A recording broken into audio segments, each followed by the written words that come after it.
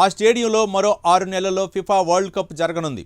ప్రపంచం నలుమూల నుంచి ఆటగాళ్లు, వీవీఐపీలు అక్కడికి చేరుకొనున్నారు. వేలాది మందితో ఆ స్టేడియం పరిసర ప్రాంతాలు కోలాహలంగా మారనున్నాయి. వీవీఐపీల రాక కోసం భారీ భద్రతా ఏర్పాట్లు జరుగుతున్నాయి. స్టేడియం మరమ్మతుల పనులు మొదలయ్యాయి. ఈలోగా అక్కడ ఓ షాకింగ్ ఘటన చోటు చేసుకుంది. ఒకటి కాదు, రెండు కాదు, ఏకంగా 456 డెడ్ బాడీస్ ఆ స్టేడియం చుట్టుపక్కల లభ్యమయ్యాయి. అది కూడా తెల్లటి కవర్లో మృతదేహాల స్కెలిటన్స్ దొరుకుతుండటంతో ఇప్పుడు ఈ వార్త ప్రపంచాన్నే షాక్ గురి చేస్తోంది. గుట్టలు గుట్టలుగా బయటపడుతున్న ఈ శవాల సంచులను చూసి పోలీసులకు దిమ్మ తిరుగుతుంది.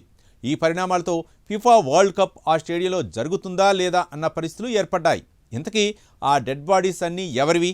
ఎవరు ఇంతమందిని చంపి కవర్లో ప్యాక్ చేసి ఈ స్టేడియం చుట్టూ పడేశారు? ఈ డెడ్ బాడీస్ అన్నీ గత 4-5 ఏళ్లుగా మిస్ అయిన వాళ్ళవేనా? అంతమందిని ఇంత దారుణంగా హతమార్చడం వెనుకున్న మిస్టరీ ఏంటి? Let's watch. ఇప్పుడు ప్రపంచ దృష్టి అంతా ఒక్కసారిగా ఫిఫా వరల్డ్ కప్ జరగనున్న మెక్సికోలోని ఎస్టాడియో ఆక్రోన్ స్టేడియంపై పడింది. ఆట కోసమో లేక అక్కడి ఏర్పాట్ల కోసమో కాదు, అక్కడ ఒకదాని తర్వాత ఒకటిగా బయటకు వస్తున్న డెడ్ బాడీలను చూసి ప్రపంచ దేశాలు షాక్ గురవుతున్నాయి. ఇప్పటి వరకు మొత్తం 456 డెడ్ బాడీలను, అది తెల్లటి సంచుల్లో ఉన్న మనుషుల అవశేషాలను భద్రతా బలగాలు గుర్తించాయి. ఇందులో నుంచి ఒక్క లాస్ అగూజాస్ ప్రాంతంలోనే 290 సంచులు బయటపడడం తీవ్ర సంచలనాన్ని రేకెత్తిస్తోంది. దీంతో ఆ స్టేడియం చుట్టుపక్కల తెల్లటి సంచి కనిపిస్తే చాలు గుండె గుబేలుమంటుంది. అయితే ఫిఫా వరల్డ్ కప్ దగ్గర పడుతున్న నేపథ్యంలో ఆ స్టేడియంలో నిర్మాణ పనులు చేస్తుండగా శవాల సంచులు బయటపడుతుండటంతో అక్కడ భయాందోళనకరమైన పరిస్థితులు ఏర్పడ్డాయి. అయితే జెలిస్కో స్టేట్ గ్వాడ్వాజారా ఎస్టాడియో ఆక్రోనా స్టేడియం దగ్గర ఈ శవాల సంచులు ఎక్కడి నుంచి వచ్చాయి, ఇవన్నీ ఎవరి శవాలు, ఎవరు మర్డర్ చేసి సంచుల్లో నింపి ఇక్కడ పడేశారు అనే విషయానికి వస్తే ఇవేం ఒక్కసారిగా బయటపడ్డ శవాలు కాదు.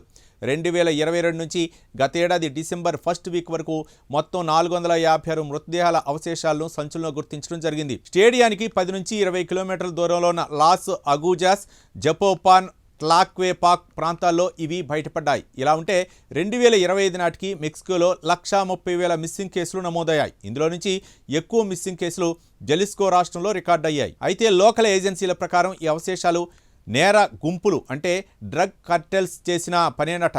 ఇందులోనూ మెక్సికోలోనే అత్యంత శక్తివంతమైన న్యూజేషన్ కార్టెల్ కారణంగా ఈ మిస్సింగ్ మర్డర్లు జరిగాయని ప్రాథమికంగా ఇన్వెస్టిగేషన్ ఏజెన్సీలు అంచనా వేస్తున్నాయి. అయితే ఈ డెడ్ బాడీలు లభ్యం కావటం వల్ల స్టేడియం భద్రతకు ఏం నష్టం లేదని మెక్సికో భద్రతా సిబ్బంది చెబుతోంది. ఆటగాళ్లు, ప్రేక్షకుల భద్రతకు వచ్చిన ముప్పేమీ లేదని అంటున్నారు. ఆటగాళ్లు, ప్రేక్షకుల భద్రత కోసం భారీ ఏర్పాట్లు చేస్తున్నామని చెబుతున్నారు. స్టేడియం పరిసరాల్లో ఇప్పటికే ఉన్నవి కాకుండా అదనంగా 3,000 సీసీ కెమెరాలు, ఆర్మర్డ్ వాహనాలు, మెటల్ డిటెక్టర్లు, నేషనల్ గార్డ్ ఫోర్స్ను ఏర్పాటు చేస్తున్నామని ప్రకటించారు. అయితే స్టేడియం పరిసర ప్రాంతాల్లో వరుసగా లభ్యమవుతున్న మానవ అవశేషాల సంచులను చూసి అక్కడి భద్రతా పరిస్థితులపై తీవ్ర ఆందోళన వ్యక్తమవుతోంది. ఈ పరిస్థితిలో ఇక్కడ వరల్డ్ కప్ నిర్వహించడంపై అంతర్జాతీయ సమాజం తీవ్రంగా వ్యతిరేకిస్తోంది.